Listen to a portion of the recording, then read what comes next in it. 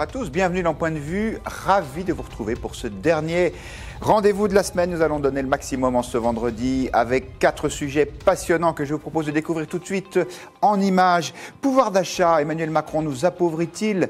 La question se pose alors que la polémique enfle sur la baisse du pouvoir d'achat, en particulier pour les retraités victimes, entre guillemets, d'une augmentation de la CSG. Nous parlerons aussi de la SNCF avec notre sondage Odoxa Dentsu Consulting qui semblerait indiquer que les Français ne soutiennent que mollement, voire même pas du tout, le conflit des cheminots et en particulier leur revendication de conserver leur statut.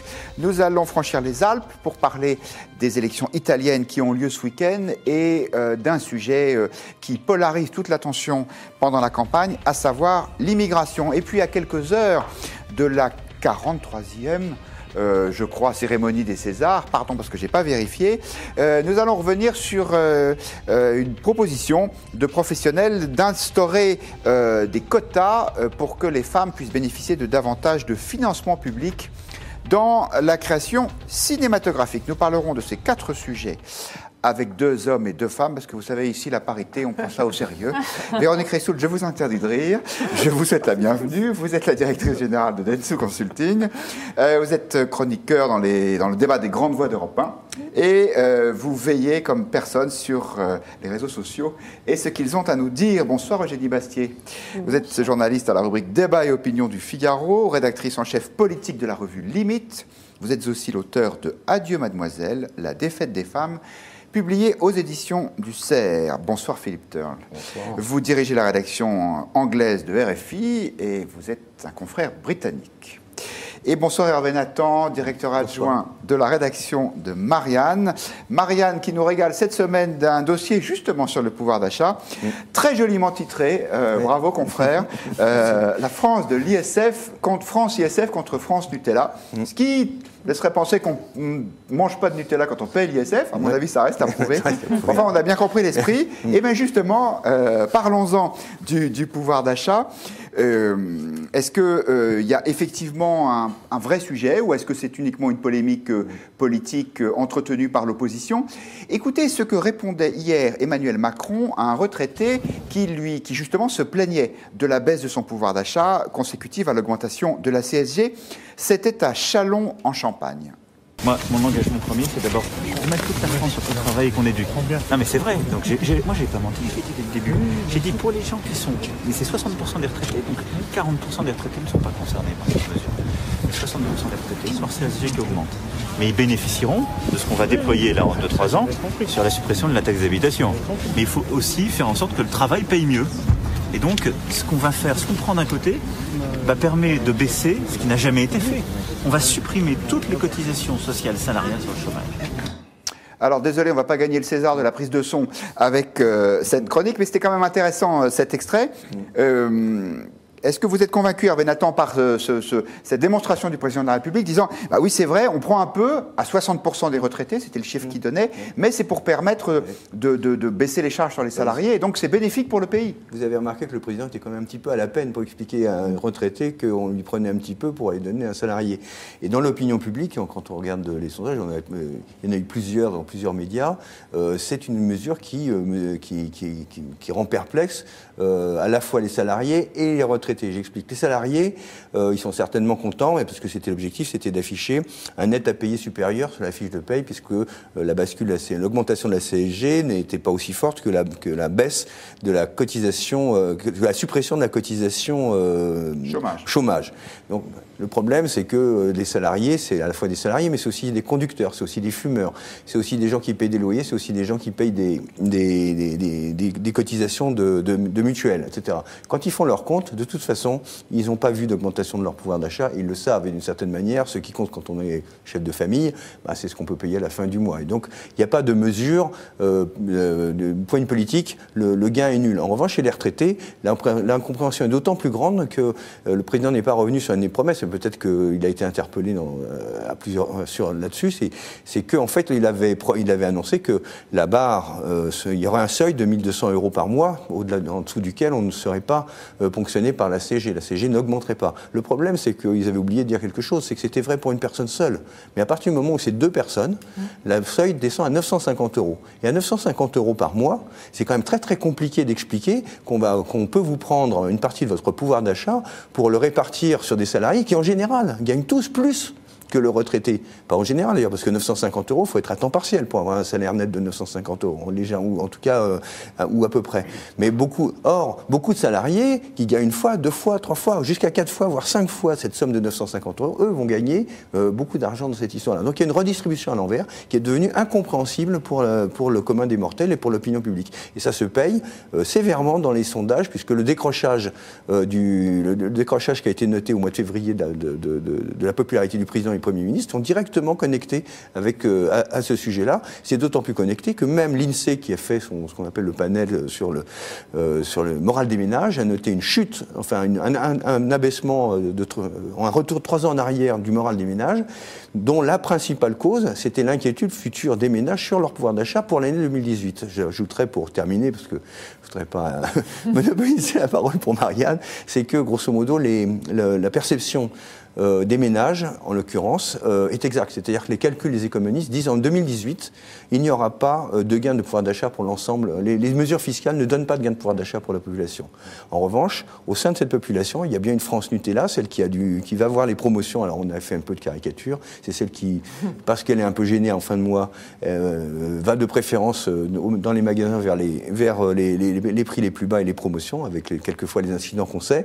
Et puis il y a une France qui, elle, a beaucoup gagné à la mesure sur l'ISF, et immédiatement, pas dans 3 ans, c'est celle qui a bénéficié de la suppression de l'ISF et de sa transformation. Il y a un débat qu'on a déjà eu ici, il me semble. Voilà, et qui gagne, elle, beaucoup d'argent. Donc il y a effectivement 2 France. La France de Macron, début 2018, c'est cette image-là que nous avons lui donner. C'est comme une France où il y a 2. Voilà, c'est une France divisée en 2. Et c'est peut-être un problème politique pour le président de la République. Alors, j'ai omis, en commençant cette émission, de saluer tous nos internautes et de les inviter à réagir. Heureusement, vous l'avez fait sans que je vous en parle. Merci à Béatrice qui nous dit « Je suis salarié. J'ai 10 € de plus, mais les retraités, 50 de moins. » Merci à Ti qui nous dit « Fermeture des usines, des magasins, pas d'augmentation de salaire. » Et il continue de parler de pouvoir d'achat à 3 petits points. Pat Angel qui nous dit « Est-il normal que les pensions d'invalidité aient aussi baissé ?» J'imagine qu'elles sont impactées comme les autres par l'augmentation de la CSG. J'avoue que je ne le sais pas. Et Karine nous dit « Monsieur Macron et ses collègues devraient eux aussi, et plus que nous, faire des efforts avec leur salaire mirobolant. » Eugénie Bastier, je voudrais revenir à l'argumentation du président de la République disant « C'est normal que les retraités payent un petit peu plus pour les salariés. » Est-ce que vous êtes sensible à cet argument de solidarité intergénérationnelle, comme on dit aujourd'hui ? Oui, le problème, c'est que dans l'idée de Macron, c'est vrai qu'il veut privilégier la France qui travaille, qui bosse, à la France, à l'argent qui dort et ceux qui ne travaillent pas, évidemment. Et donc, on voit qu'il axe toute sa politique économique là-dessus. Et évidemment, ça laisse certaines personnes de côté. Mais bon, les retraités, ils ont quand même travaillé avant d'être à la retraite. Donc, ils ont quand même aussi cotisé. Ils ont le droit aussi de voir leurs droits respectés. Et je crois que oui, on le voit, ce clivage est patent. Moi, ce qui me gêne un peu dans la communication du gouvernement, c'est cette espèce toujours de mépris qu'on sent. On a vu Castaner qui a répondu aux députés de En Marche, justement, qui s'inquiétaient de cette grogne envers le pouvoir d'achat, qui a dit de toute façon c'est compliqué à expliquer, et en fait c'est parce qu'on ne fait pas preuve d'assez de pédagogique. En fait, comme s'il n'y avait pas de problème, mais juste un défaut d'explication. Non, il y a un problème, et c'est pas une question juste de pédagogie, et on a le sentiment que finalement, à force d'expliquer, ça va rentrer dans la tête des gens sans voir qu'il y a un problème de fond. Et en effet, c'est 2 France qui s'affrontent. Et c'est un peu ce ton qu'on retrouve dans la Macronie, cette espèce de dédain. Voilà, ceux qui critiquent, c'est les passions tristes, c'est qu'ils n'ont rien compris. C'est que, voilà. Et en fait, à force de leur expliquer, ça va rentrer dans le crâne. Et je trouve que ce n'est pas prendre la mesure des enjeux. Et d'ailleurs, une partie des députés En Marche, eux, se sont alarmés véritablement sur le fond en disant attention, ce problème de la CSG est quand même patent. Et ils donnent un argument puissant à la droite. Mais on écrit tout, est-ce qu'on retrouve cette inquiétude sur les réseaux sociaux ? On la retrouve réellement, fortement, avec force témoignages, en particulier sur Facebook où sont beaucoup de retraités, qui racontent par le menu la réalité d'eux. Donc la pédagogie, ils la font eux-mêmes, ils s'expliquent eux-mêmes, ils décortiquent l'ensemble des calculs. Il y a une autre phrase aussi qui n'est pas du tout passée dans l'extrait que vous avez montré. Il y a un détournement et un montage vidéo qui a été fait, qui a pas mal circulé, sur le fait qu'il explique qu'il est temps que les anciens sois solidaire. Mais cette phrase-là, elle n'est pas passée du tout. On ne peut pas dire ça aux personnes âgées et encore moins à des retraités qui ont des petites retraites. Donc les députés le voient sur les marchés, ils se font alpaguer, c'est pour ça qu'ils s'inquiètent. Et sur les réseaux, on voit, c'est un vrai sujet d'inquiétude et un sujet de clivage, je vous rejoins fortement. Mais c'est surtout les témoignages qui sont poignants et qui font que derrière un témoignage sur Facebook, il y a beaucoup de commentaires. Parce que c'est concret, c'est des exemples de la vie quotidienne, quoi. Philippe Turle, c'est des genres de débats, on les retrouve aussi dans d'autres pays. Un problème de savoir qui doit payer le plus, les salariés, les retraités. Et aussi, est-ce qu'il faut assumer d'être le président des riches parce que ce sont les riches qui créent la richesse et donc qui entraînent l'économie?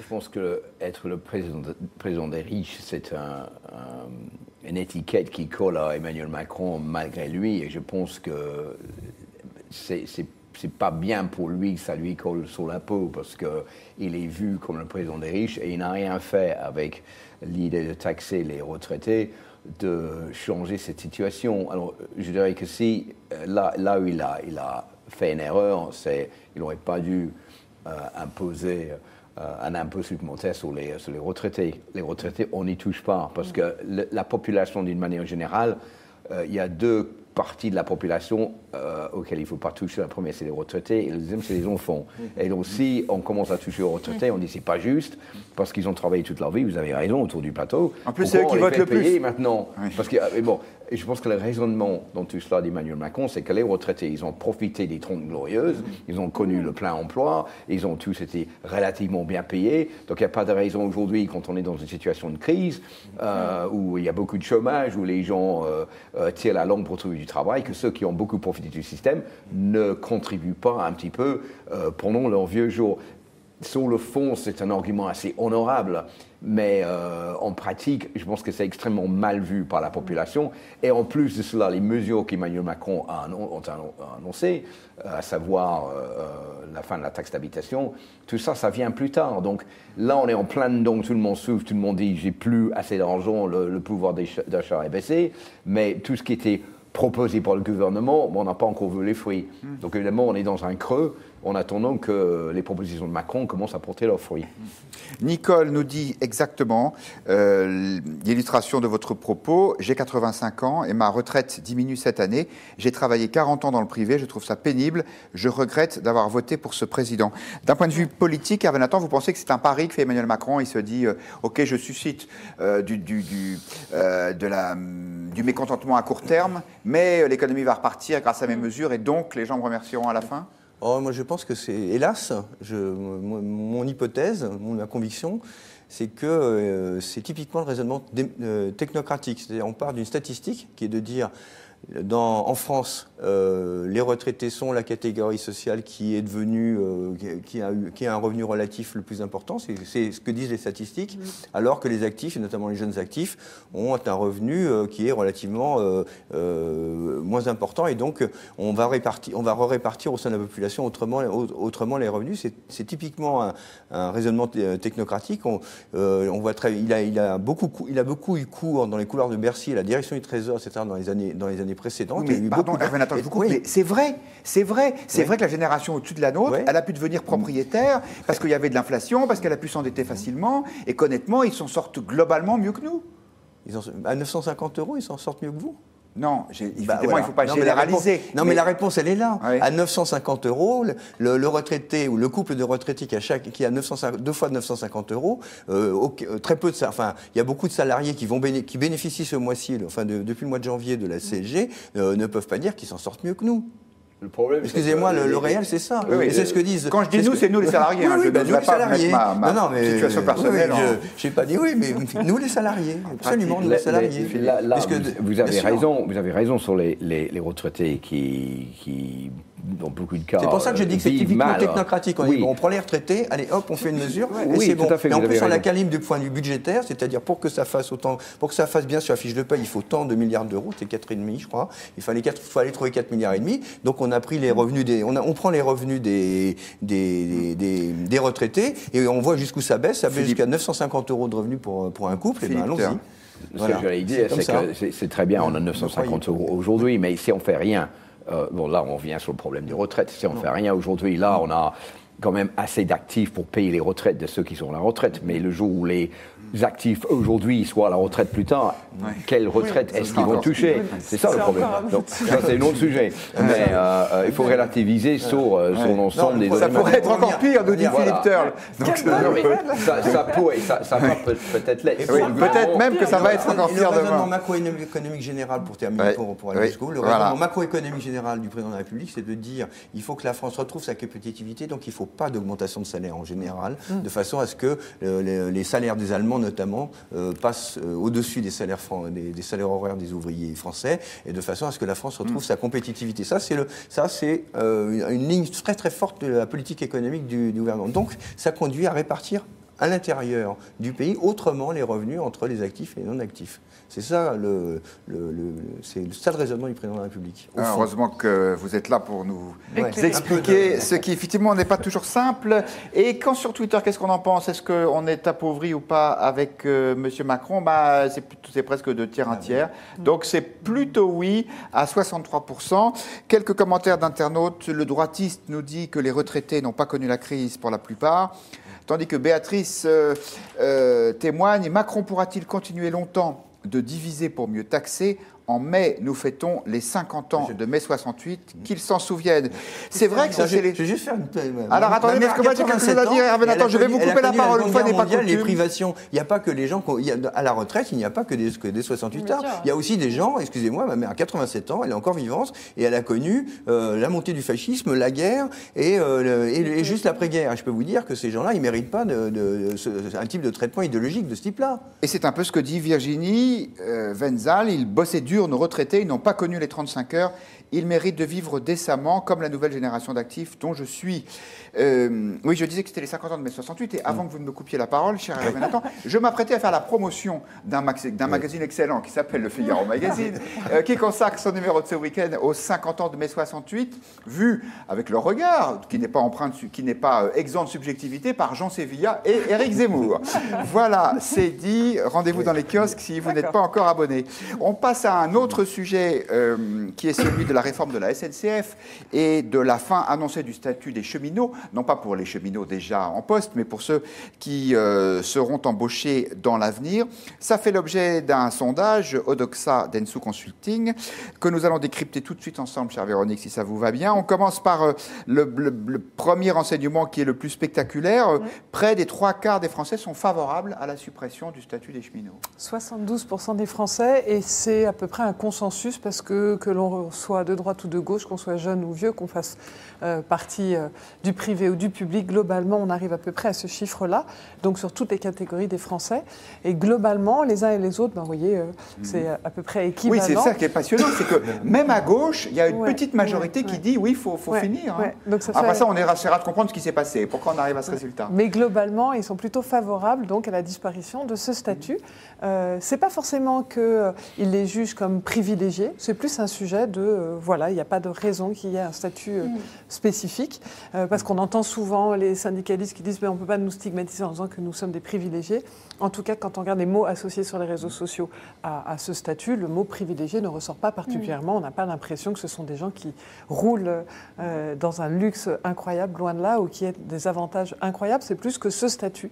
Les Français, globalement, trouvent qu'il n'y a pas de raison qu'il perdure. Après, il y a un sujet sur la méthode. Dans l'autre question qu'on avait posée, c'est est-ce que les ordonnances, c'est une bonne idée? Alors non, à l'écran, vous avez mis les manifestations. Ça, on verra après. Les ordonnances, oui, est-ce qu'ils sont d'accord, pas d'accord? Alors les ordonnances, c'est 53%, donc c'est moins clair. Ouais, il y a là pour le coup plus un clivage entre droite et gauche et en fonction des âges. C'est moins massif parce que globalement, il n'y a pas non plus un sentiment d'urgence. Maintenant, ils disent les ordonnances, si c'était urgent, pourquoi pas? Ils ne sont pas massivement contre, ils ne sont pas massivement pour. Pourquoi pas? Donc on va dire que ce n'est pas un point bloquant. Après, est-ce qu'ils trouvent que c'est une bonne idée que les syndicalistes se mobilisent sur ce sujet? Eh bien, à 58%, ils trouvent ça injustifié.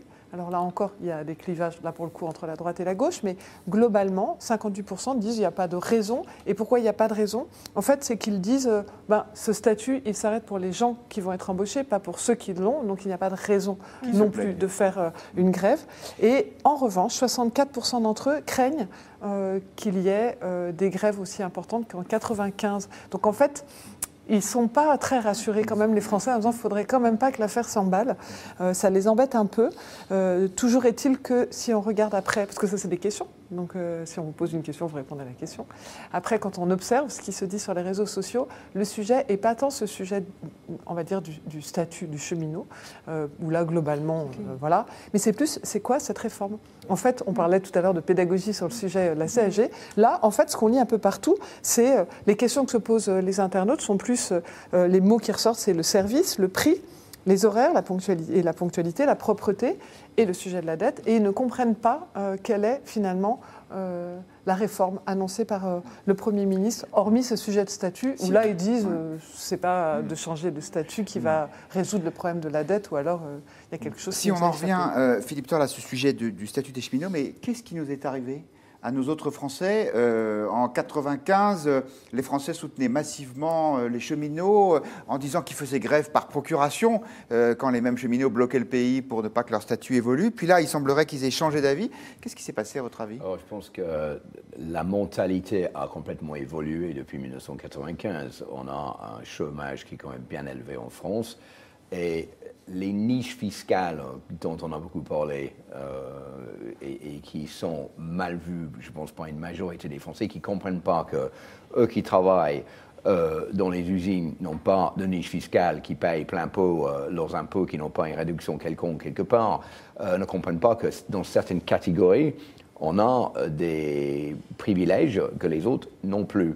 Donc, petit à petit, les mentalités en France sont en train de changer et on dit, mais très bien, dans le passé, les cheminots avaient un statut spécial parce qu'ils avaient une pénibilité dans leur travail. Mais ces pénibilités-là, aujourd'hui, est-ce que ça existe toujours? Donc, on a du mal à comprendre comment eux, ils peuvent partir à la retraite à 52 ans ou ils peuvent faire voyager leur famille pour des frais presque gratuitement, alors que les autres n'ont pas ces privilèges dans le travail qu'ils font. Donc, évidemment, il y a un problème avec la SNCF. Évidemment, tout le monde y tient à la SNCF en France. Mais je dirais que là, on est dans une situation, c'est soit on fait quelque chose, soit tout se casse. Parce que là, pourquoi on fait cette réforme maintenant?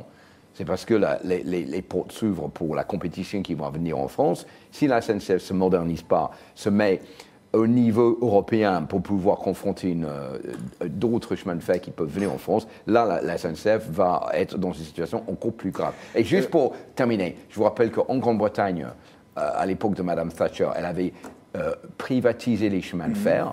Ça a été une telle catastrophe que maintenant ils sont en train de faire marche arrière pour renationaliser les chemins de fer parce que ça a tellement mal marché à cette époque que c'est une mise en garde pour la France qu'il ne faut pas faire n'importe quoi. Et nous, en Grande-Bretagne, quand on voit la SNCF, on voit vraiment le fleuron des chemins de fer en Europe. Donc, quand Gérald Darmanin, ministre des Comptes publics, dit, je crois que c'était chez le confrère d'RTL, pas du tout, les chemins de fer britanniques, ça marche parfaitement bien aujourd'hui, c'est un exemple, il est un peu optimiste? Non, je ne dirais pas qu'il est optimiste. Je dirais que là, qu'est-ce qu'on voit, nous, quand on vient à l'étranger? On voit la TGV, on voit les grandes lignes qui fonctionnent extrêmement bien, mais on ne voit pas les petites lignes dans les campagnes, là où ça perd de l'argent et qui marchent peut-être moins bien. On ne voit pas les RER en région parisienne non plus qui fonctionnent mal. Vous voyez le TGV pour aller dans le Luberon, en bon britannique. Eugénie Bastier. Oui, d'ailleurs, c'est amusant parce que comme il y a une France ISF et une France Nutella, il y a une France TGV et une France train corail ou TER. C'est pas les mêmes France aussi. Et quand on prend par exemple le train qui serpente au milieu de la France, moi par exemple je suis Toulouse pour rentrer à Toulouse et qui est le train corail, c'est l'état des trains est abominable par rapport. Mais il va arriver le TGV à Toulouse, patience. Oui, peut-être. Mais en tout cas pour les gens qui sont au milieu, dans le centre de la France, dans la diagonale du vide, les trains qui passent par là sont dans un état déplorable et on a le sentiment que qu'on donne déjà à ceux qui ont beaucoup et qu'on enlève à ceux qui n'avaient pas grand-chose. Et je pense que d'ailleurs le revirement, en tout cas d'Édouard Philippe sur la fermeture des petites lignes qui avait été proposée dans le rapport Smieta, il a dit non, on n'y touchera pas parce que c'est service public, etc. Je pense que ça c'était une très bonne idée, à savoir si d'ailleurs c'était calculé, c'était un renoncement calculé d'avance. En tout cas, c'était malin de faire ce renoncement-là en disant bon, on va rester ferme sur les cheminots et sur le statut des cheminots, mais par contre, la fermeture des petites lignes, on va le reconsidérer et c'est important que l'État soit présent partout, etc. Et ça, je pense que c'était quelque chose d'important pour les gens parce qu'il y avait vraiment toujours cette idée de la France d'en haut, le président des riches qui veut fermer les petites lignes de province, etc. Et là, le gouvernement a été malin sur ce sujet-là. Alors Nathan, allez-vous soutenir les cheminots? Voilà, c'est ça ma question. Elle est simple. Je ne sais pas, parce que je crois que vous avez une sensibilité sociale que nous admirons tous. En défense des cheminots, je vais dire plusieurs choses. D'abord, on interroge les gens sur un statut dont on ne sait pas s'ils connaissent grand-chose. Par exemple, on cite beaucoup la possibilité de partir à la retraite à 52 ans pour les conducteurs et à 57 ans pour les non-conducteurs. On oublie de dire qu'il y a eu une réforme faite par M. Sarkozy il y a quelques années et qui dit que déjà, si vous partez à la retraite cette année, en 2018, il va déjà vous falloir 40 années de cotisation. C'est-à-dire que vous n'allez pas partir à 52 ans. Sinon, vous allez avoir une décote considérable, vous allez avoir une retraite misérable. Là, pour le coup, vous ne serez pas frappé par la cotisation de la CSG. Voilà. Et dans 3 ans, il faudra 42 ans comme pour le privé. C'est-à-dire qu'effectivement, on pourra partir plus tôt, mais il faudra avoir la même durée de cotisation. Donc, il n'y a déjà plus de statut du point de vue de la retraite. Donc, c'est plus rien à enlever. C'est vrai que la chose très maligne de la part du gouvernement, et peut-être pas simplement maligne, c'est intelligente, c'est de dire on met le statut en extinction. Et c'est effectivement, ça, les gens l'ont bien noté. On va effectivement, alors, du coup, du point de vue économique, on se demande quel va être l'effet de cette réforme, puisque nous avons 130 000 cheminots au statut qui vont garder leur statut jusqu'à la fin de leur carrière. Certains sont rentrés, viennent de rentrer, il faut avoir moins de 30 ans, donc dans 40 ans, il y en aura encore qui seront dans ce. Nous avons un exemple, un précédent historique, c'est celui de France Télécom. En 1997, on privatise France Télécom et les fonctionnaires des PTT qui travaillaient à France Télécom sont restés des fonctionnaires. Voilà. Ça a donné une cohabitation sociale avec des gens qui avaient un statut privé extrêmement ravageuse. C'est là, à partir de quelques années plus tard, il y a eu ce qu'on a appelé l'épidémie de suicide à France Télécom. Il y a des gens très sérieux qui disent que c'est un rapport. C'est-à-dire qu'on a mis dans la même entreprise des gens en concurrence avec des statuts différents et avec beaucoup de pression pour la productivité, ce qui est un peu ce qu'on attend de faire pour la SNCF, et ça a eu des conséquences sociales assez difficiles. Je veux pas dire, moi je veux pas accuser et dire ça y est, il va y avoir des morts, c'est pas ce que je veux dire, mais on sait que c'est quand même une situation compliquée. Oui. Bah, d'accord. Non, mais moi je suis pas un prophète. Oui. De toute façon, il y a des. Alors, c'est difficile d'aller plus loin. Non, pardon. Je me permets de dire qu'il y a un sujet on n'arrête pas de dire. D'ailleurs, votre titre était comme ça. Les Français contre les cheminots. Mais les Français ne sont pas contre les cheminots. Les Français, ils sont pour un train qui fonctionne. Ils étaient pour des petites lignes. Ils sont pour une SNCF non endettée. Voilà. Mais ils ne sont pas contre les cheminots. C'est pas un sujet contre les cheminots. Alors l'autre chose, c'est que dernière chose, il y a quelque chose qu'on ne connaît pas du tout. En fait, finalement, on ne se rend pas compte. Tout le monde a beaucoup. On a focalisé sur la question du statut parce que c'était clair pour les médias et c'est pas compliqué. Ah, il y a un statut, donc on y va. Mais pour le moment, on a très peu questionné le gouvernement sur l'ensemble de la réforme. Or, le cœur de la réforme, c'est effectivement la mise en concurrence à partir de l'année prochaine, c'est-à-dire qu'il va y avoir des appels d'offres, et on ne sait pas, est-ce qu'on va mettre en concurrence l'ensemble d'un TER groupé par une région, par exemple la Grande Aquitaine, est-ce qu'elle va elle va faire un appel d'offres pour l'ensemble de son réseau, ou ligne par ligne? Qu'est-ce que dans ce cas-là, est-ce que les régions ne vont pas être, elles, condamnées à supprimer les petites lignes? Tout ça, on ne sait pas. Et c'est totalement flou, et d'une certaine manière, tant que c'est flou, ça profite au gouvernement au détriment de la réputation des cheminots politiquement. Parce qu'effectivement, voilà. Je donne la parole à nos internautes, à Raymond qui nous dit « Donnez-nous les mêmes avantages que les fonctionnaires ». Béatrice M nous dit « Les députés ont refusé la CSG pour eux.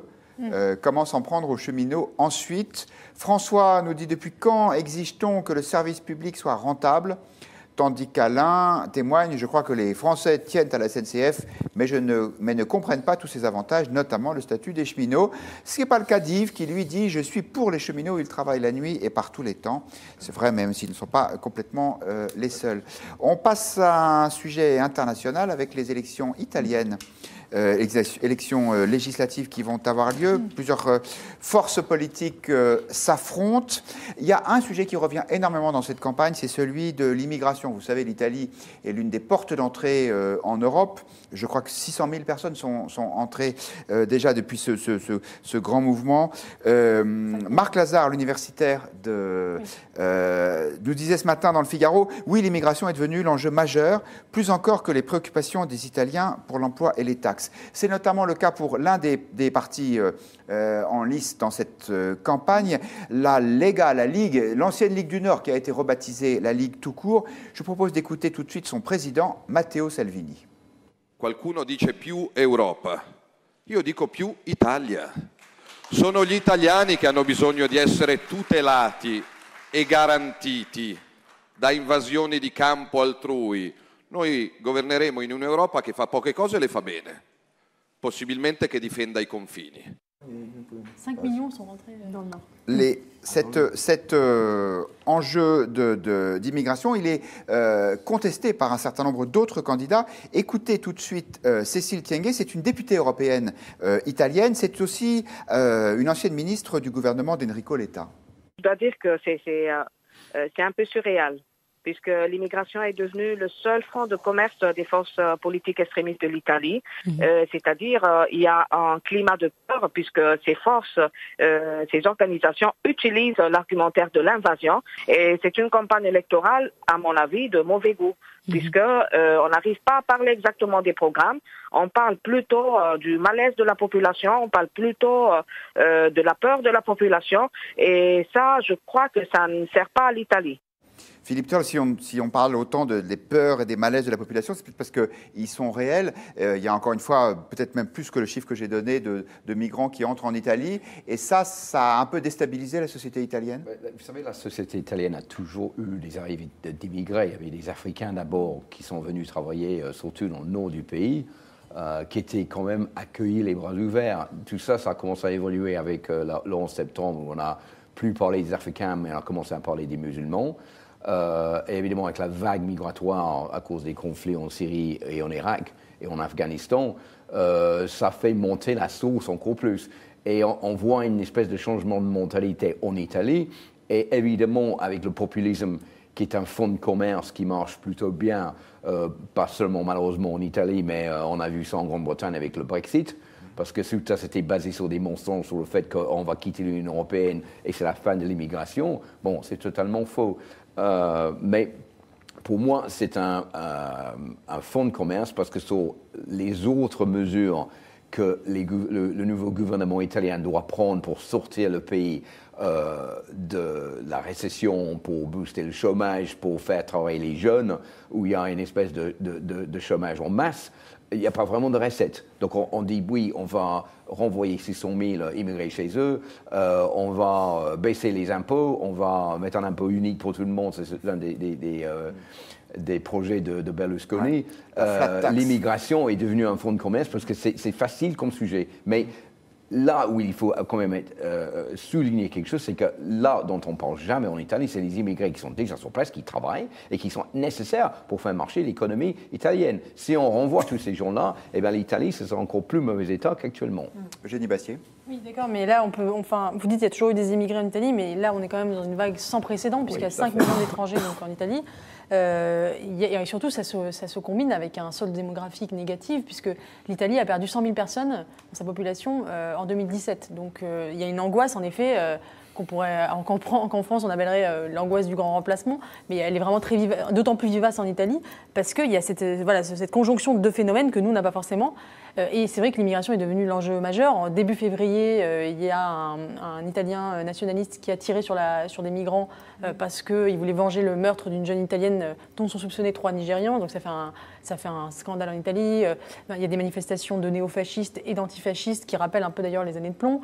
Et surtout, voilà, une montée des groupuscules néofascistes. Et ce qui est intéressant aussi là-dedans, c'est la mutation de la Ligue du Nord, qui était quand même un parti fédéraliste européen qui fustigeait Rome la voleuse, et en fait qui était surtout sur la fiscalité, sur l'idée qu'il fallait, en gros, les provinces du Nord riches devaient se débarrasser du Mezzogiorno. Aujourd'hui, ils ont complètement changé leur fusil d'épaule, puisqu'on a entendu Salvini qui a dit plus d'Italie et moins d'Europe, alors qu'avant c'était l'inverse. Et maintenant, qui est un parti anti-européen, eurosceptique, qui parle essentiellement d'immigration et qui s'inspire notamment du Front National, puisque Salvini et Marine Le Pen sont assez liés. Et Salvini s'inspire directement de la recette du Front National en France, avec un parti populiste social, enfin davantage social en tout cas, et qui vise principalement l'immigration. À voir d'ailleurs l'enjeu de dimanche, parce que évidemment, l'exception italienne aussi, c'est que la Ligue du Nord est alliée avec Forza Italia, le parti de Berlusconi. Donc c'est vraiment le laboratoire de l'union des droites, par rapport à ce qui en France n'a pas encore eu lieu, c'est-à-dire l'union du centre-droit, de la droite et de l'extrême droite, a lieu en Italie, puisque les listes sont unies, mais à voir, parce qu'il y a quand même à l'intérieur de cette union une rivalité entre Salvini et Berlusconi. Qui va arriver en tête? Si c'est Salvini, ce sera un triomphe pour la Ligue. Sinon, ce sera le retour de Berlusconi. 2 points de vue d'internautes. Le témoignage d'Yves qui nous dit « Je suis allé à Lampedusa, voir arriver ces pauvres gens et comprendre. Point. L'Italie n'est pas assez aidée, tandis que One Shoot nous dit il y a un malaise en Italie comme dans d'autres pays. Sans véritable politique européenne sur l'immigration, les États souhaitent se protéger. » Véronique Reissoul. Ce qui est sûr, c'est que les réseaux sociaux, ils sont au cœur de cette campagne, particulièrement en Italie, parce qu'il y a beaucoup de discussions. Il y a beaucoup de discussions sur les blogs qui développent plein de théories. Il y a beaucoup de vidéos sur YouTube. Et globalement, quand on regarde de quoi les gens parlent pendant cette campagne, étonnamment, ce n'est pas tant de l'immigration. En fait, si on classe les sujets qui sont les plus cités, on a regardé donc en Italie, hein, je ne parle pas en France, c'est d'abord le chômage des jeunes. Et c'est massivement le sujet le plus traité. Arrive en deuxième le sujet de Berlusconi, qui visiblement est un sujet plus qu'important. Il n'est pas là, il est là, avec des mots. Berlusconi, qui, bien qu'inéligible, est au cœur de cette campagne. En troisième, il parle beaucoup de l'abstention et du Rosatellum, qui est une nouvelle loi électorale qui est mise en place. Et en quatrième seulement arrive l'immigration. Et en cinquième, pas très loin, les régions. Et en fait, la réalité de l'Italie aussi, c'est que l'unité du pays et les différences entre le nord et le sud sont très très fortes, qu'on a plus de mal à imaginer. Enfin, c'est un pays assez jeune en fait. Et donc on voit qu'il y a vraiment beaucoup de discussions. Et puis il y a un autre sujet qui est beaucoup cité là-bas et qui rejoint ce sujet d'un pays des pauvres et des riches et du nord et du sud, c'est le Monte dei Paschi, je ne sais pas si je le dis bien, qui est Paschi, voilà, qui est la banque qui symbolise le système bancaire qui est au bord du gouffre et qui est énormément commenté et qui englobe l'ensemble. Donc en fait, l'immigration, certes, est un sujet, mais ce n'est pas tout à fait traité comme nous. Leur vraie préoccupation, c'est plutôt le chômage, les jeunes et l'indépendance de certaines régions. Ce qui est intéressant, c'est qu'il y a l'ensemble du spectre politique, plus ou moins, est gagné par le populisme. C'est-à-dire que même Renzi, maintenant, se met à fustiger les bureaucrates européens. Renzi, le centre-gauche. Ouais, le centre-gauche, qui était une sorte de Macron italien. Et d'ailleurs, c'est très intéressant de voir aussi l'échec de Renzi. C'est-à-dire qu'il était finalement une sorte de Macron italien, c'est-à-dire qu'il allait rénover, réformer, enfin... libérer le marché du travail, etc. Il a complètement échoué. Et ce que dit Marc Lazare dans l'interview qu'on a fait dans le Figaro, dit attention, c'est un signal parce que la personnalisation du pouvoir, ça peut marcher parce que voilà, il y a un storytelling derrière le réformateur, mais si ça ne marche pas, c'est catastrophique. Et aujourd'hui, la gauche démocrate de Renzi est dans très très grande difficulté, puisque là, essentiellement, le duel se joue entre la coalition de droite et le mouvement Cinque Stelle. Hervé. D'une certaine manière, si les questions économiques et sociales sont un peu au premier plan, il faut juste rappeler quelque chose, c'est que grosso modo, le PIB de l'Italie est le même que celui de 1997. C'est arrivé, à part la Grèce, c'est arrivé nulle part. Les Espagnols ont décollé, etc. Le pays qui s'est totalement effondré et qui a vu son niveau de vie, enfin, etc., les conditions de vie de tous s'effondrer et rester à ce niveau-là, c'est l'Italie. Et d'une certaine manière, ça interroge les politiques d'austérité pratiquées au niveau européen. Je veux dire, c'est évident, quand il y a des gens qui ont dit qu'il faut faire une politique de relance économique de l'Union européenne au profit des pays du Sud, ça visait notamment l'Italie. Et le désastre politique éventuel qu'on peut avoir en Italie, enfin c'est mon point de vue, ce sera peut-être le produit de cet aveuglement de la part notamment des gouvernements allemands qui absolument ont refusé toute aide. La deuxième chose que je voulais dire sur la question de l'immigration, c'est que quand on est en France, c'est assez facile, parce que nous avons un système qui s'appelle le système de Dublin qui utilise l'Italie, mais pas seulement l'Italie, l'Espagne, la Grèce, notamment l'Espagne, la Grèce, mais peut-être aussi les pays de la frontière, comme des glacis. C'est-à-dire que c'est un endroit où, de toute façon, c'est par là que les immigrés passent, forcément, puisque c'est la frontière c'est la plus proche frontière, c'est la géographie commande, donc ils viennent par là. Et qu'est-ce que disent les règlements de Dublin? Ils disent, quand vous arrivez dans un pays, vous êtes un immigrant, un demandeur d'asile, vous devez demander l'asile dans le pays dans lequel vous avez mis le premier pied, et si vous allez aller un peu plus loin, le pays un peu plus loin aura le droit de vous renvoyer là où vous êtes. Et donc, nous jouissons, nous Français, même si nous avons beaucoup de difficultés avec les flux migratoires, mais les Allemands aussi, etc. Et alors les Britanniques encore mieux, puisque non seulement il y a ça, il faut franchir la France, il faut franchir la Manche, mais tous ces pays du Nord jouissent d'un glacis organisé qui s'appelle le système de Dublin. Un glacis, il y a le glacis militaire, hein,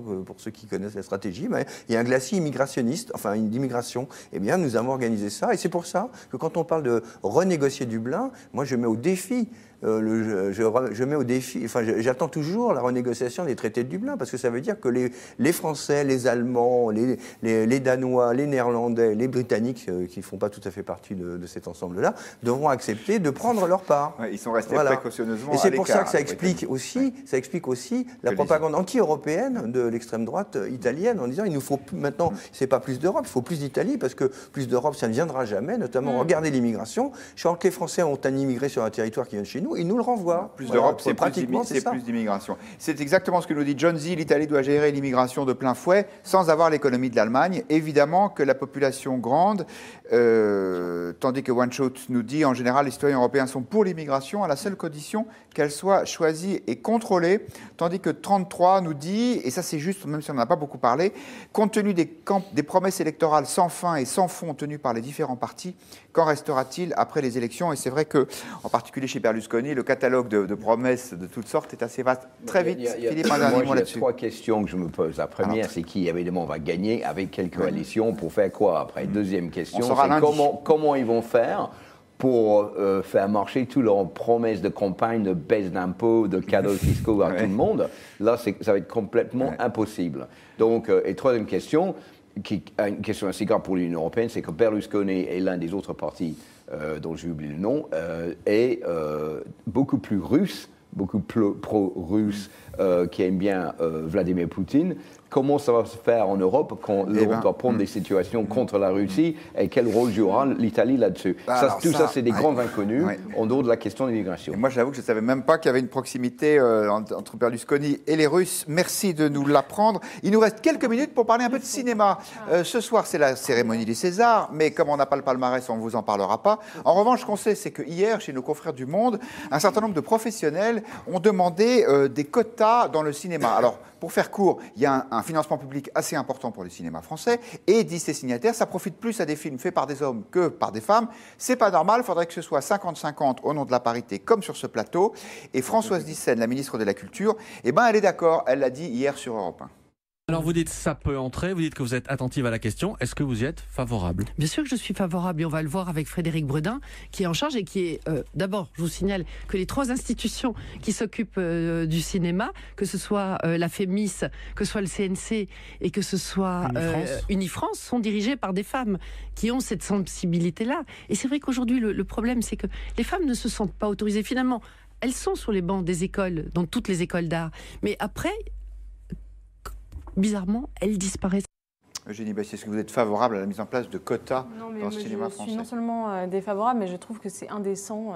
Enfin, on ne s'y prendrait pas mieux pour continuer à faire croire et penser que le mouvement MeToo est vraiment un mouvement, une révolte des élites et un mouvement complètement déconnecté de la vie concrète des femmes. C'est-à-dire que depuis ce mouvement qui est parti de Hollywood et qui maintenant gagne le cinéma français, Cannes, etc. Les actrices femmes victimes de harcèlement on essaie de nous tirer des larmes pour le quotidien de Juliette Binoche et de Julie Gaillet. Mais excusez-moi, moi je réserve mes larmes pour autre chose. Et je trouve indécent que des milliardaires, des actrices milliardaires, millionnaires, se plaignent d'être moins payées que leurs collègues masculins, eux aussi millionnaires. Je veux dire, c'est complètement déconnecté de la vie concrète des gens. C'est hallucinant. Et après, alors, dans leur pétition, parce que c'est quand même un bijou, elles nous disent que finalement le problème c'est que le talent ça ne s'acquiert pas dès le berceau et qu'en fait tout ça c'est une construction sociale, alors que c'est signé par... La pétition est signée notamment par Lola Doyon, qui est la fille de Jacques Doyon, qui est réalisateur et qui est donc pistonnée depuis sa naissance pour devenir réalisatrice. Donc c'est complètement indécent. Et ensuite, je trouve que c'est gravissime de vouloir appliquer des quotas au domaine de l'art. Et ça, c'est un phénomène qui est de plus en plus prégnant. On le voit maintenant, il faut des quotas dans les œuvres littéraires qui sont étudiées au lycée. Il faut étudier tant de femmes, tant d'hommes, etc.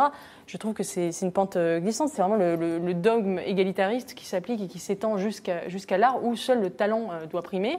Et je suis désolée, Mai Wen, la réalisatrice Mai Wen, quand elle a gagné des prix pour ses films, elle l'a fait parce qu'elle avait du talent, elle n'a pas eu besoin de quotas, et quel mérite on aurait à récompenser des films par quota. Et je pense que derrière ça, il y a quand même une mécanique qui est dangereuse, c'est celle qui est une mécanique en fait, sociologique qui dit, en fait, hyperculturaliste, qui dit qu'en fait, que la culture influence les comportements. Donc si on fait des films faits par des femmes où on voit des femmes, etc., la société va être moins machiste et plus féministe. Alors que c'est l'inverse. Les films reflètent la société. Donc c'est parce que l'égalité progresse dans la société qu'elle progressera ensuite dans les films ou dans les représentations. Et cette volonté d'inverser, c'est comme pour l'écriture inclusive, c'est comme pour traquer les stéréotypes dans les films, etc. C'est qu'on pense que la culture informe les comportements, alors que la culture est le reflet, et l'art et la culture et le cinéma est le reflet des comportements et de la société. Et je pense que donc c'est une vision complètement inversée du rôle de la culture et qui est non seulement liberticide, mais bête et indécente. Eh bien voilà qui est clair. Véronique Reissoult. Je ne sais pas s'ils sont aussi virulents, mais en tout cas, ça va faire plaisir à Eugénie. Les internautes sont plutôt d'accord globalement. Voilà, il n'y a pas de mobilisation sur ce sujet. Globalement, les uns et les autres disent bon, il y a pas plus de problèmes dans le cinéma que dans d'autres secteurs. Et donc, est-ce qu'il faut vraiment focaliser sur ce sujet-là au cinéma, pourquoi pas. Enfin, c'est pas, voilà, j'ai eu beau chercher sur les réseaux et regarder ce qui se disait, pas grand-chose. Le seul truc que j'ai trouvé, c'est un jeu qui m'a bien fait rire cet après-midi, qui était Décerne son César, que les internautes partageaient, avec des titres de films assez rigolos et pas mal de sujets politiques. Mais j'ai pas tellement trouvé, même dans ce Décerne ton César, de blagues sur le sexisme ou le fait que les femmes étaient défavorisées. En revanche, dans la tribune, comme vous le disiez, il y avait un sujet sur les salaires. Et là, j'ai trouvé moult exemples partie de ce papier-là pour dire ben non, le problème des salaires entre les hommes et les femmes, c'est bien plus grave ailleurs, c'est bien plus important. Enfin, voilà, c'est... Je ne pense pas que c'est dans le cinéma que c'est le plus prégnant. Non, c'est pour ça que les différences sont les plus... Ils ont plus pris cet exemple-là pour dire bon, bah ok, si peut-être... Dans le monde réel aussi. Mais dans le vrai monde, c'est plus grave que ça, c'est plus compliqué. Hervé Nathan, voulez-vous répondre à cette remarque de Jocelyne qui nous dit le risque des quotas, c'est de choisir des femmes parce qu'elles sont femmes et non pas pour leur talent? C'est un vieux débat qui, depuis qu'on parle d'affirmative action, hein, aux États-Unis, ils ont dit discrimination positive. Discrimination positive, donc ça nous aux États-Unis. Moi, je suis plutôt sur la position, effectivement, le talent, ça se démontre et c'est pas, voilà, je comprends ça. Mais si on se base sur le monde politique. Et l'expérience du monde politique, sur l'expérience du monde politique, on s'aperçoit que, d'une certaine manière, logiquement, le monde politique aurait dû naturellement ressembler à la population. C'était son intérêt. La représentation politique aurait dû ressembler à la population générale. Il devrait y avoir pratiquement, naturellement, autant d'élus hommes que d'élus femmes. Et bien, on s'est aperçu, en tout cas en France, que tant qu'on n'a pas pris des lois et des réglementations extrêmement fermes, il ne s'est rien passé. Et même avec des réglementations extrêmement fermes, il y a de la résistance. Donc, il se passe bien quelque chose. C'est la seule chose que j'ai à dire. Maintenant, je pense qu'effectivement, le dernier endroit où ça doit s'appliquer, c'est peut-être au domaine de l'art. Là-dessus, la politique, il y a une notion de représentation. C'est-à-dire qu'on représente, donc on doit un peu ressembler. En effet, c'est choquant que 90% de l'Assemblée nationale soit composée d'hommes, par exemple. Moi, ça me choque personnellement. Et dans les conseils d'administration, c'est pareil. Voilà. La loi des quotas, elle a été efficace. Peut-être, mais là, dans l'art, je pense qu'il y a quelque chose de profondément dangereux et gênant, puisque c'est vraiment le talent qui doit primer. On peut pas. François Giraud disait le féminisme aura réussi lorsqu'on nommera une femme incompétente à un poste important. Bon, ça, c'était le cas grâce à la parité. Maintenant, on va dire le féminisme aura réussi quand un film nul sera récompensé à Cannes fait par une femme. Bon, c'est vrai que ça a déjà pu arriver pour les hommes, et bien peut-être, voilà, c'est la nouvelle victoire. Qu'est-ce qu'on en pense sur Twitter? Vous êtes appelés à voter. D'après ce que j'ai pu voir, il y a une forte majorité, bah oui, c'est même 83% des gens qui sont contre cette idée de quota dans le cinéma. Il vous reste quelques secondes, cher Philippe Tull, pour nous dire le dernier mot. Je trouve que c'est une connerie monumentale. Je ne suis pas du tout d'accord, mais je suis complètement d'accord qu'il faut une égalité entre les salaires, hommes et femmes, et ça, c'est un scandale qui n'est pas malheureusement un scandale en France, mais un scandale en Grande-Bretagne. Et plus vite qu'on le règle, mieux que ce sera pour tout le monde. Et pour les femmes, battez-vous, vous arriverez, parce que dans certains domaines en France, comme dans l'entreprise où je travaille, Radio France Internationale, on a une femme PDG, on a une femme directrice, on a une femme directrice de l'information. Alors vous avez beaucoup de chance. Et dans le journalisme, il y a de plus en plus de femmes qui arrivent, et c'est tant mieux. Bon. Je voudrais, chère Eugénie, je voudrais vous faire réagir parce que je vous ai vu sur Twitter là-dessus. Il y a un rapport parlementaire qui vient de sortir sur le harcèlement et une des recommandations de ce rapport, c'est de sensibiliser les maires à la question de la féminisation des noms de rues et de bâtiments publics, car 6% seulement des rues en France portent le nom d'une femme. Et j'ai cru comprendre sur Twitter que là non plus, vous n'étiez pas tout à fait d'accord. Alors vous avez 20 secondes pour nous dire pourquoi. J'ai dit d'ailleurs dans un tweet, si vous voulez pas vous faire traiter de sale pute, prenez l'avenue Simone de Beauvoir.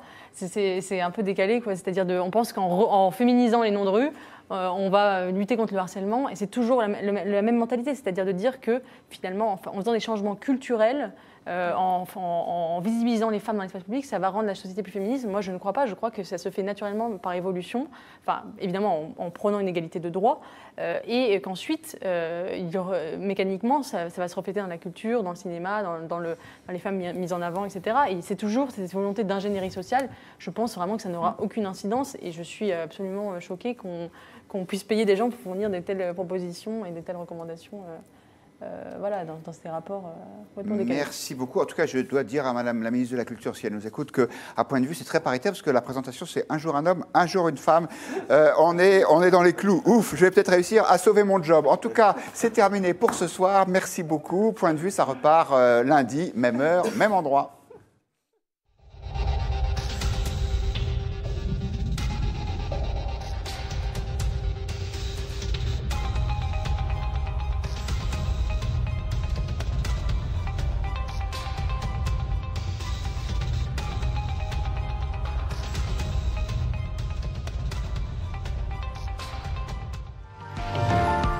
Un gros week-end pour le cinéma se prépare avec 2 très belles cérémonies. À Paris, vendredi soir, avec tout le cinéma français pour les Césars. Et puis c'est aussi les Oscars à Los Angeles, dans la nuit de dimanche à lundi. On révise tout ça avec Constance Jamet. Bonjour Constance. Salut Ariane. Alors vous êtes journaliste culture, évidemment, au Figaro. Pour les Césars, d'abord, Constance, quels sont les films de l'année qui ont retenu l'attention dans les nominations? Alors, en termes de nombre de nominations, ce qui retient l'attention, c'est le Tiercé de tête, qui est composé de Au revoir là-haut d'Albert Dupontel, qui a adapté l'ouvrage de Pierre Lemaitre, qui a reçu le prix Goncourt sur l'après-première guerre mondiale, et 120 battants par minute, qui était le récit du combat d'Actop de Robin Campillo, qui avait été primé à Cannes, et chacun a 13 nominations.